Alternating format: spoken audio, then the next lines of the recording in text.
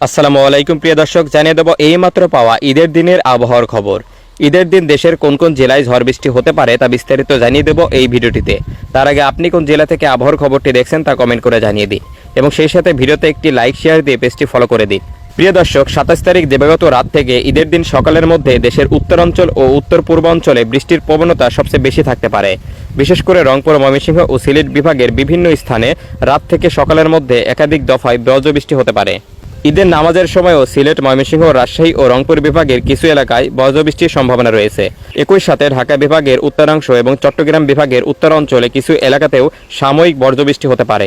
দুপুর থেকে রাতের মধ্যে দেশের বিভিন্ন স্থানে আবারও কালবৈশাখী সহ বজ্রবৃষ্টির প্রবণতা বৃদ্ধি পেতে পারে।